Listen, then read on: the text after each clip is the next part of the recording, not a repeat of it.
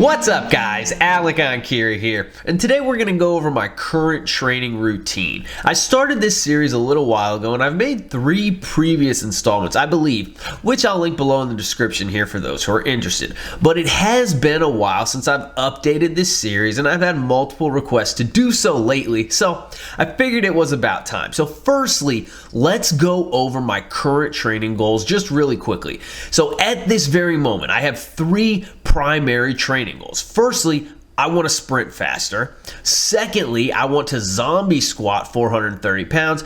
And thirdly, I want to push press 300 pounds. Now, this last goal is currently the farthest away from all my goals of actually being realized because unfortunately, I injured my left shoulder a few months ago attempting a 275 pound push press. So at the moment, there's not actually any push pressing going on in my current training routine. I'm just working other things for the upper body at the moment and trying to get the shoulder back to 100%. So as far as the upper body goes, I would say that the way my routine is currently set up, I'm really just going for general strength and hypertrophy there. I'm busting my ass on a few exercises that I'm enjoying at the moment and that keep my upper body strong and muscular in general, and I'll get back to the push presses whenever I can. The lower body stuff, on the other hand, is a bit more specific because the current goals that I'm working towards are a bit more specific. So let's take a look at the training program as it currently stands.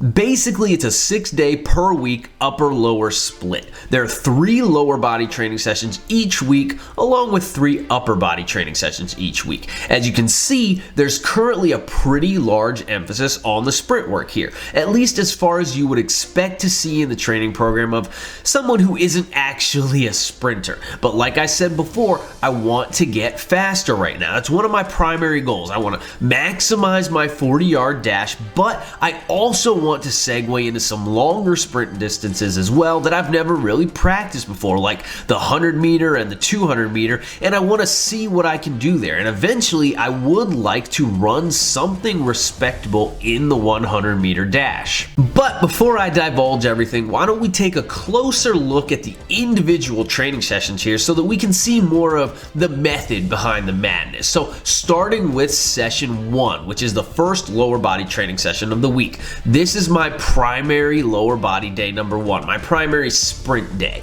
The goal here is to get faster, and to accomplish that, I've started running a variety of different sprints in this sprint series here. I've done some 40-yarders, some 60-yarders, and some 100-meter runs as well. One thing that I'm trying to learn how to do right now is get better at maintaining my top speed, to get better at being able to hold my top speed for longer distances so that across a whole 100-meter run, I'm decelerating less, I'm losing less speed in those last 20 or 30 or even 40 meters because I'm much more practiced at running shorter sprints like the 40-yard dash. So longer runs up to 100 meters like this are a bit of a new thing for me, and it's taking me a lot of practice to get better at it, but it has only been a few weeks so far, and I am definitely starting to notice some improvements there already, which is good. And then after the sprints here, I finish up the session with some weighted box jumps and some weighted hyperextensions. The hyperextensions are pretty self-explanatory. I'm just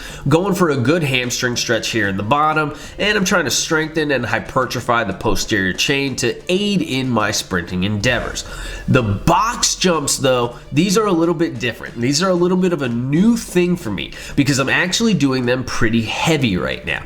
Typically, when I do any form of loaded jumping, I usually keep the weights very light and I focus more on jump height. But here, I don't want to focus on the height so much anymore. Instead, I want to use this exercise to replace my Olympic lift variation. So I'm going a good bit heavier here than I ever have in the past with weighted jumping. My theory is based on my high pull, my snatch grip high pull, which my best lift there is 300 pounds for a set of 3 reps. Now, during a high pull, I move the barbell roughly 13 inches. And here, this box is also 13 inches. So if I can land on this 13-inch box with relatively straight legs, then I'm creating roughly 13 inches of hip displacement. And then if you combine my body weight with the external load here on this 200-pound jump, for example, then the total system weight is 370 pounds. And I'm moving it 13 inches. I'm creating 13 inches of hip displacement, moving my whole body and the weights a total of 13 inches instead of just moving a barbell 13 inches. So this 370 pounds is actually substantially stronger than my high pull. And I think that makes sense because I'm not very good at Olympic lifts, and also because this exercise, it's just a jump. It's a lot simpler. All you have to do is explode. So this simple movement pattern allows me to express the power that I already have a little bit better than I can express during an Olympic lift. And my hope is that in the long run, that will create a more potent training effect that will lead to greater increases in power. And then I can then translate those increases in power into a stronger sprint stride specifically. Now, that last part remains to be seen, but I will keep you guys posted on my progress here. And I've actually got this exercise in the program right now twice a week, but in the future I'll probably replace one of those slots with some form of single leg plyometric movement just to help maximize my reactivity, which again should translate into better sprinting prowess. Next up is session 2. This is my primary upper body day number 1 at the moment. So I recently got this loadable weight vest, as many of you guys have noticed, and I've been using the hell out of this thing on lunges and push-ups and inverted rows and weighted jumps, basically anything that I can think of. But it's really opened some doors for me in terms of my upper body training specifically, I think, because I have just absolutely fallen in love with the weighted push-up very quickly. And the inverted row as well, but the push-up has just been fucking awesome. So on this day here, I'm taking the opportunity to ramp up to a heavy set of 8 to 10 reps on the push-up, or 6 to 10 reps, whatever the hell I end up with, and just see what I can do here and see how far I can take this exercise. I've never done it before, so I'm curious to see where it can go. And so far I've done a set of 10 reps with 120 pounds, an additional 120 pounds, and a set of 8 reps with 135 pounds. I've only been training the exercise for a few weeks at this point though, so I'm pretty excited to see how far I can take it. It's been really fun and it's been a really challenging change of pace for me, but I think that the push-up is probably one of the most underrated upper body exercises out there, at least as far as that meathead style training in the gym is concerned. And then I pair the push-up with a chest-supported dumbbell row. That's just what I'm doing right now, but this can be pretty much any chest-supported rowing variation or even a seated rowing variation. It doesn't really matter. I'm just trying to get in some high-quality volume for the back muscles, build myself a big, strong back, and not add to my lower back fatigue by performing freestanding rowing variations here. And then I finished up the day with some volume work on the overhead press. Now, I only put this exercise back in the rotation about a week ago because up until that point, it had simply been too painful on that left shoulder injury that I was mentioning before. There's still some lingering pain there, but the rehab has actually been coming along pretty well, and I think that some progressive volume work on this exercise here is gonna be just the ticket that I need for putting this fucking injury to bed finally, so that I can get back to doing some heavy push pressing, which is all I really want to do, and start working towards my goal of 300 pounds there again. So far right now though, I'm just doing 4 to 5 sets every week on this exercise, 10 reps every set, straight sets across the board, and I'll slowly increase the weight here and keep my fingers crossed that in a few more weeks the pain will finally begin to dissipate fully. Moving on to session 3, this is my secondary lower body day. It's a sprint and power day. So here we kick things off with the heavy kettlebell swing, which is an exercise that I had really been hammering these last few months. I was doing it 2 times per week up until recently, and I worked my way up to a solid ass 305 pound heavy swing for a set of 10 reps, I think. Since then, I've toned it down a bit here just to maintain all that hip extension power that I've been building these last few months. But I managed to pull 520 pounds on a conventional deadlift pretty easily with almost no deadlift training. and I hit a really easy 250 pound power clean from the high hang, the most explosive power clean I've ever done probably, again with no training on that exercise either. And I credit the consistent hard work that I put in building up this swing recently for helping me to hit those numbers without doing any training specifically on those exercises. As well, my 40-yard dash right now is as fast as it's ever been. I recently hit this solid run here just a week ago, and I'm about 10 pounds heavier now than I was when I hit my last 40-yard dash PR back in mid-2019. So I think that if nothing else, this exercise has allowed my power output to keep pace with those gains in body weight that I've experienced recently. And that's good. It's better to get bigger and not lose speed than it is to get slower, because obviously if you're moving more mass and you're moving it at the same speed as you were before, then you are more powerful than you were before. So this exercise is great, and I've talked about the benefits of it extensively, and I think pretty much everyone should give it a go at least at some point, albeit with tamer weights than what I've been experimenting with lately. And then after the swings, I've been doing a little bit more sprinting, just 2 or 3 runs here, but at a longer distance than what I was doing earlier in the week. A few weeks ago, I asked you guys how I could begin to work towards becoming better at running 100 meters. And I was informed by several of you that basically I need to work on overshooting my goal distance to build speed endurance. So here, since my goal is to get better at running 100 meters, I've been using some 150 meter runs. And again, I'm just trying to learn how to sprint better for longer distances and maintain my top speed for longer distances than the short sprint distances that I'm accustomed to from playing sports growing up and all that. Now, in sports, in most sports, typically you don't ever actually run all that far in one go. Mostly you're accelerating, stopping, changing directions, and then accelerating again. But you don't typically go past 20 yards or 40 yards very often in sports without changing direction. So as a non-track guy, running 100 meters or 150 meters in a straight line is quite a different thing for me. And really, I'm beginning to appreciate the amount of work that's required to maximize that skill to the best of your own abilities. Session 4 here is pretty self-explanatory. It's just a secondary upper body day. I try to keep it usually to 30 minutes or less here, and I'm just trying to get in a little bit of extra work on the weighted dip and the weighted chin-up right now, which are 2 exercises that I seem to have a hard time staying away from for any extended period of time. I'm not doing anything crazy with them right now though, or really even trying to push them very hard. I'm mostly just looking for a little bit of additional high quality volume work here right now. So I'm sticking usually to 4 or 5 sets on each exercise, typically keeping it in the 10 to 12 rep range on the dip and the 6 to 8 rep range on the chin up. Straight sets across the board, no ramp ups or anything like that, but it's pretty basic stuff here overall.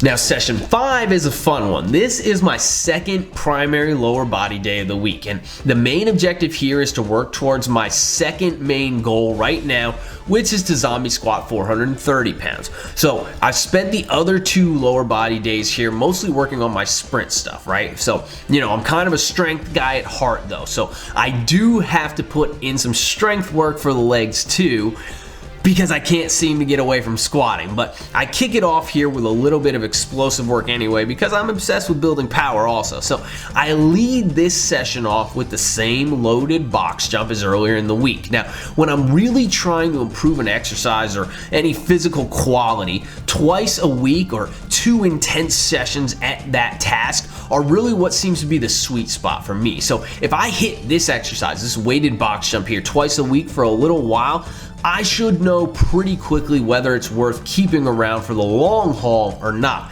And that's kind of my goal here, because this exercise either has to prove its worth or I'm going to kick it to the curb really quickly.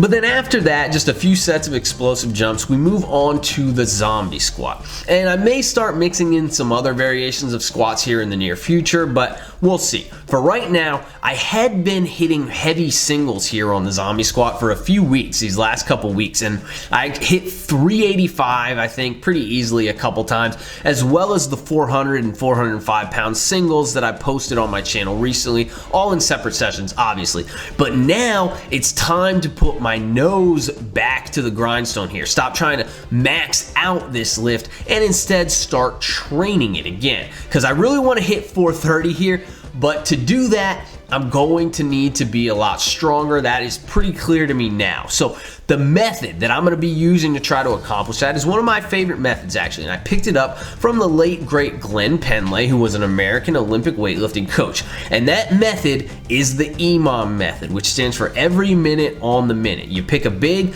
compound exercise and you do a rep with it every minute on the minute for however many minutes you've picked. So for me, that'll be 10 minutes here, which will lead to 10 total reps. And I kicked it off here with about 80% of my 1 rep max on the zombie squat. So my best zombie squat right now is 405 pounds. So I used 330 pounds here in week 1, which is roughly 81 or 82% of my max, something like that. And I hit 10 pretty comfy singles with it, EMOM style. So now I'll be slowly working my way up here for the next few months, probably, and then I'll see where it lands at the end of the year. I'm hoping it'll land somewhere around 430 pounds for a PR single, but let's keep our fingers crossed. And then I round this session out with just a little bit more work for the posterior chain. Primarily, I've been using the dumbbell Romanian deadlift in this slot as of late, but I'm not going to be averse to stiff leg deadlifts here either. I think I'm going to switch to those next, actually, and then maybe even some deficit deadlifts in the future, but we'll see. The most important part here is that I'm going to be hitting the hamstrings, and I'm not going to kill myself with this work. These have to be pretty comfy reps overall. The jumps and the squats are the most important work during this session. And then the final session of the weekly microcycle, session number 6, is my second primary upper body day.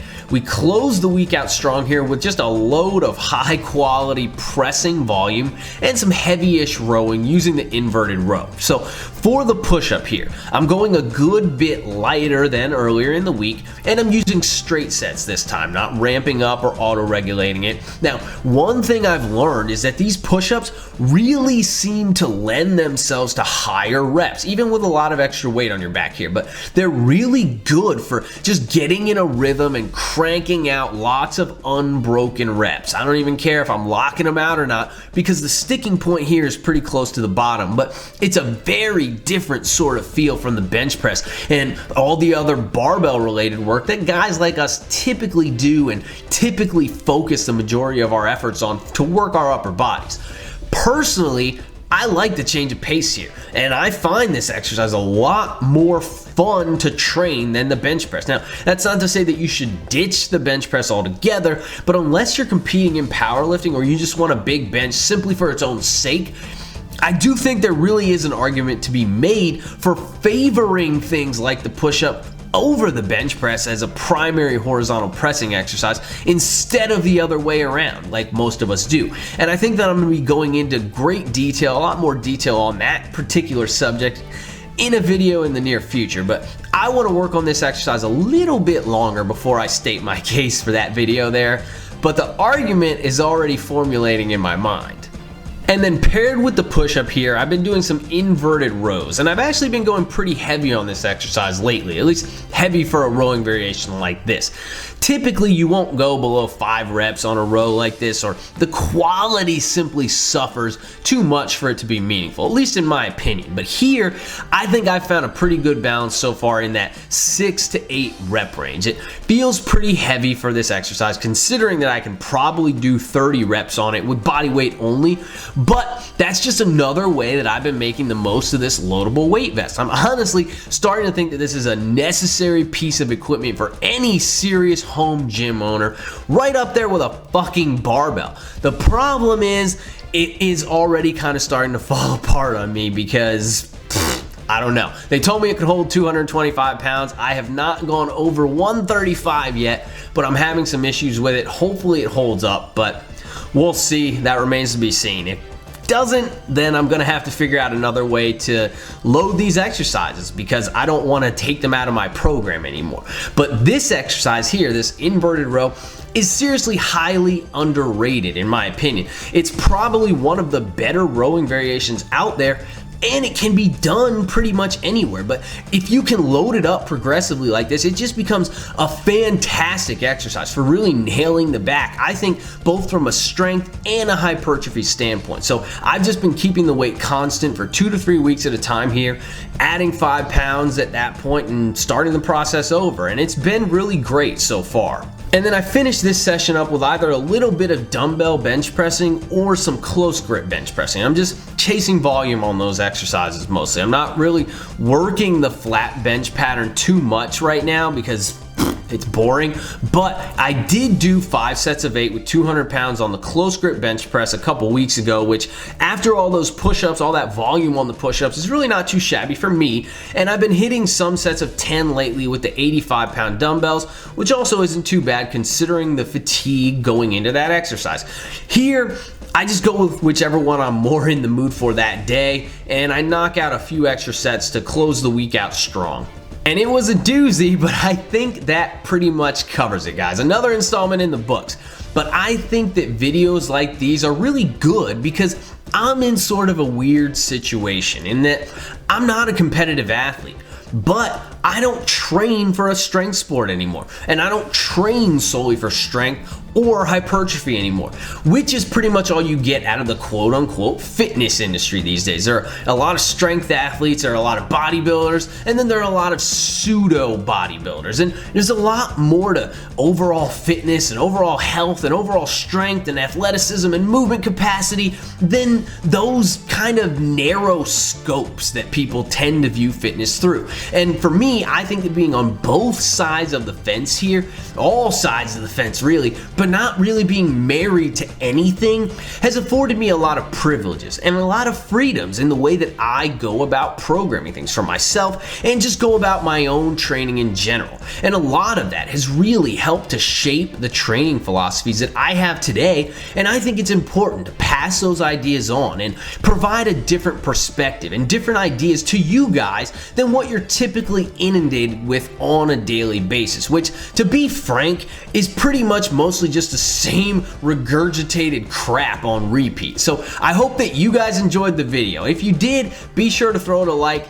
Definitely leave me some love in the comments down below as well. And if you're interested in online coaching, be sure to shoot me an email at enkiri.elite@gmail.com, and I'd be happy to pass some more info your way. Or simply visit my website, www.enkirielitefitness.com, for more details. Keep training hard, and I'll catch you guys next time.